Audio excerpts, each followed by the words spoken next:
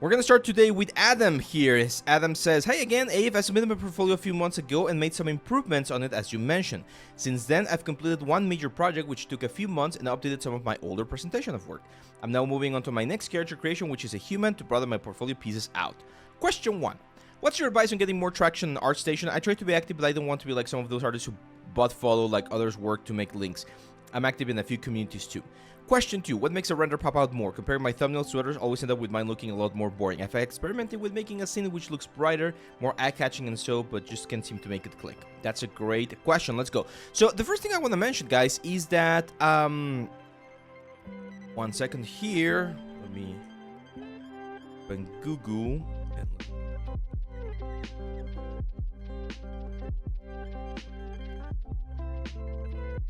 1 second.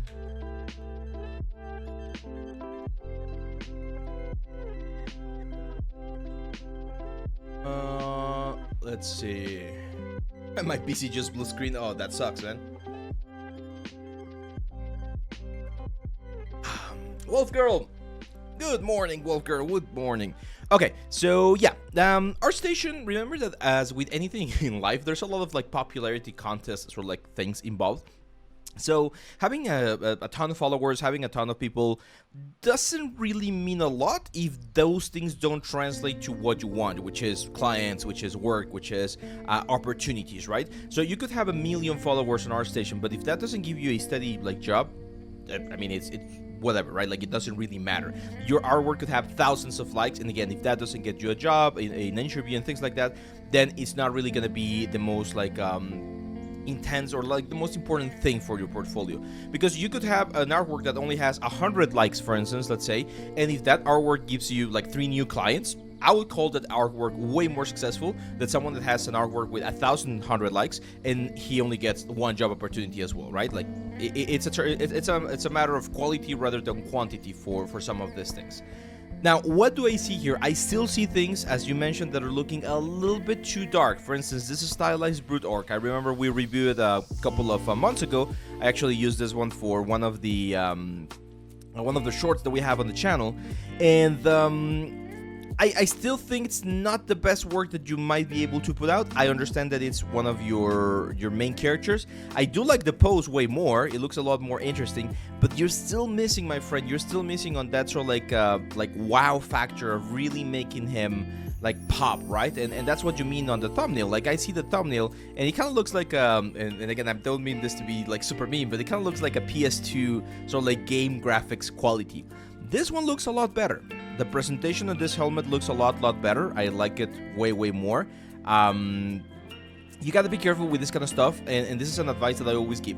If you're going to be integrating something to an environment, you gotta make sure the environment looks really nice. Right now, this does not look as nice. Why not? Because it just looks like a blob of stone or like mud or something, and it's not really giving us something that looks like a cinematic shot or like a still from a movie or from a commercial or something like that. It just looks like you try to integrate something else, but it's not the thing that you want. Okay, so Pepe, you're gonna get banned here on the chat. So this is the kind of stuff that we want to avoid. Like, don't add stuff unless you're really going to be doing it in the best possible way, and this is one of the topics that I've mentioned quite a bit. So if you're gonna be doing environments, if you want to add an environment to your piece, make sure to add a nice environment. Now, I'm not sure if you know about this. I've mentioned this before, and I'm probably gonna be mentioning it a lot more this portfolio review. But we do have a free course, my friend. A free course about what the hell? Google. Leal 3D. My internet is acting a little bit weird today. I'm not sure why. Hopefully we don't get like any disconnection. But here on the courses, it's now on the second page because we got 10 courses. But on the second page, you're gonna find the portfolio presentation workshop. Now, this is a sort of like basic workshop that I used to explain again how to present something to make it look a little bit nicer. And you can see, even though this is a very simple asset, this is just a Canon, like historical Canon, the way we use lights, the colors that we pick for the background, the way we use rim light, field lights, and all of those things can really help us to make something that looks a little bit more interesting. So if you are not enrolled on this one, go and do it. It's a 2-hour workshop. It's completely free, and you can use those kind of techniques to like further like improve these pieces right here, Adam. Okay.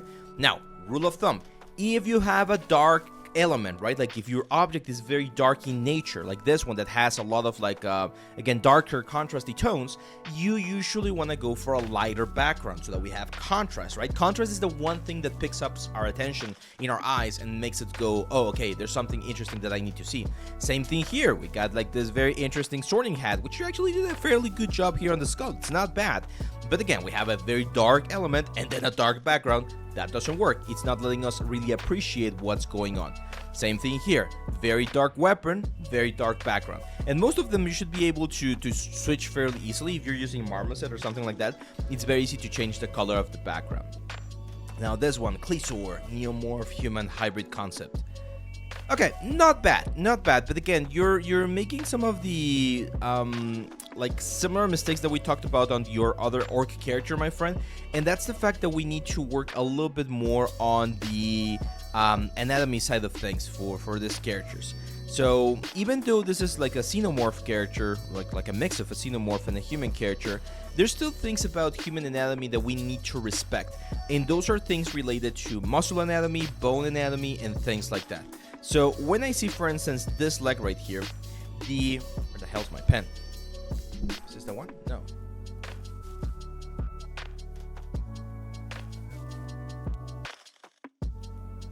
Well, I found a cookie. Part of my breakfast. So I'm gonna grab this like thing right here. And what we need to understand is that if the pelvis is going to be right here, right, like the pelvis has a specific shape, which is like this is where the great trochanter of the femur is going to be, and then we go all the way to the knee.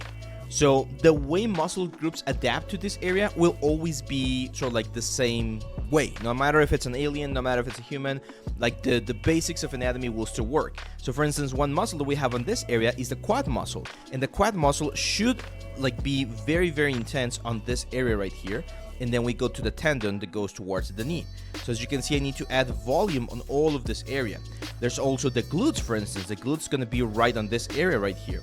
Then we got another muscle right here. And then, for instance, this one, the calf muscles, are a little bit higher up. So we're going to need to add them right here on the upper part. And then as we go to the tendon, we're going to remove some of the volume, okay? So all of these things, these are anatomy things. And by doing these changes, by modifying these elements, your anatomy, your silhouette, your forms are going to look way, way better. And that's going to give you a stronger, like support, or a stronger, like, what's the word? Execution of the piece, right? So keep all that in mind, and you will be able to improve all of these things. Because look, you can see how, for instance, here in this area, like the thinness, I want you to look at the thinness of this piece right here compared to the thickness of the ankle right there. It should be the opposite way. Like we should have a very strong like calf muscle right there, and then it becomes thin as we go into the area where we have the foot, right? So we start thicker and then we go thinner as we go towards the ankle. Those are kind of like fundamental things that you're going to see in any good creature design that if you follow, you're going to be able to get a nicer result. And I actually think it's a great idea that you're going to be doing a human character, like a normal human character for your next piece, because if you do that properly, you're going to be able to really nail down those elements. Again, I don't want to do a lot of like, oh, this is the course that I have. Like, this is supposed to be just portfolio review, but I do have the anatomy course right here for Duncan, right? So on the Duncan course, we really focus on all of the things regarding anatomy. So if you don't have it, that might be a good option for you, okay, my friend? Promise I'm not gonna do more commercials in a while. So yeah, that's a great thing, Pulsar. And that's a great question that you're asking right there. He says, I was never really happy with the legs, got closer to deadlines for uni and got a bit rushed. That's a time management issue, right? And time management is one of those things that can be really, really complicated. And as you get better and better, you do more of this, you will understand time management better. Go to the video that I have on YouTube about how to pick a project. And one of the things that I mentioned there is that it's very important to understand how much time do I have. Because if I don't have enough time to do a project completely the way I know I need to, you might want to, again, like probably dial it down or try something that's a little bit less ambitious. There's a very famous like piece of advice that a friend of mine gave me when I was younger. Actually, let me go full screen because that's a good piece of advice that I can give everyone. And that is, whenever you're starting a project, we always mismanage or miscalculate how much time, money, and effort it's going to take. So whenever you're trying to think, it was like, oh, I found a concept, I want to do this. Always think that it's going to take at least double the time, double the effort, and double the money that it's going to do. And even then, always add like a little bit of an extra sort of like cushion, just to make sure that you understand. So if I find the concept, I'm like, oh, I can do that easily in like, I don't know, 2 days. It's gonna take me 4 days actually. And if I think it's gonna be easy, it's not gonna be that easy. It's probably gonna be intermediate, right? So always give yourself that like good chunk of like of time and like space to make sure that you can deliver things to the best of your abilities, right? And this is again another very famous quote where it says under promise, over deliver, right? So if a client says, hey, I need this, and you tell them, yeah, it's gonna take me 2 days, and you end up taking 5 days, they're not gonna be happy, right? They're gonna be like, hey, dude, you told me 2 days and it took you 5, so I'm not happy. But if you say, hey, it's gonna take me 5 days and you deliver it in 4, they're gonna be like, oh, cool, you delivered it 1 day earlier. So you gave yourself that extra time, you delivered a little bit early, and that's gonna make them happier, right? So that's a little bit of a business advice right there that can help you out in your career, especially if you're freelancing and doing stuff like that. So let's see, when will the submissions for May portfolio review open up? At the end of May, man. It's usually at the end of May. We got Franny's here as well, and we got Casey Forster. What's up, guys? Welcome, welcome. Okay, so yeah, that would be my advice, man. I do feel like you already have the general, again, understanding of the pipeline. That's good. Now we need to go on the polished sort of like stage. So we need to work on making sure that we get the best possible level.